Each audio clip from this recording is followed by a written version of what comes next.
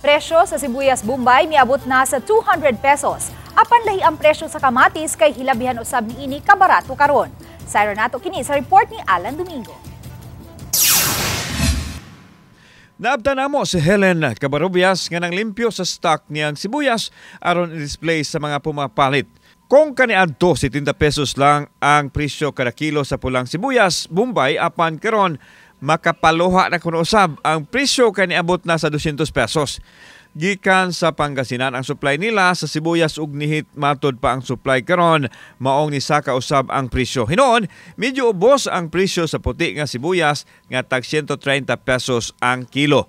Dunay lokal ug dunay usay imported. 200.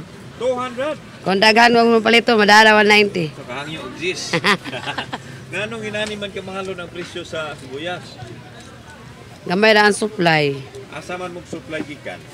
Kani sa mo, dara mi sa bodega lang uha, pero gikan ni Manila, Pangasinan. Alang sa mga customer, mahal man apan piyungan na lang kay gikinahanglan man. Magdaginot na lang kuno kung maabot ang brahon nga musaka pagyud kini. Kay hinumduman nga niabot kaniadto sa 700 pesos ang kilo sa sibuyas tungod sa nihit nga supply. Di para sa una nga mahal kaayo, maabot og tag 600. So karon is 200. Oh, okay ra sir. Oh. Madarag smile. Madadara. Karon ni taas-taas gid karon panahon na sir. Ano man. Tungod siguro sa kanang walay supply kayo sa Manila ana. Kung makahilak ang mamalitay sa presyo sa sibuyas, ang mga negosyante na usab og kamatis karon ang igo na lang mopato sa ilang luha tungod sa kabarato sa presyo. 30 pesos ngadto sa 40 pesos ang kilo, barato kayo itandi sa nakalabayng mga semana nga niabot sa 80 ngadto sa kapin gatos ang matag kilo. Aduna gikan sa Bukirang Barangay sa Cebu City ug aduna usay gikan sa Cagayan de Oro City. Sobra matod pa ang supply sa kamatis karon. Ubos man gyud ang presyo sa kamatis.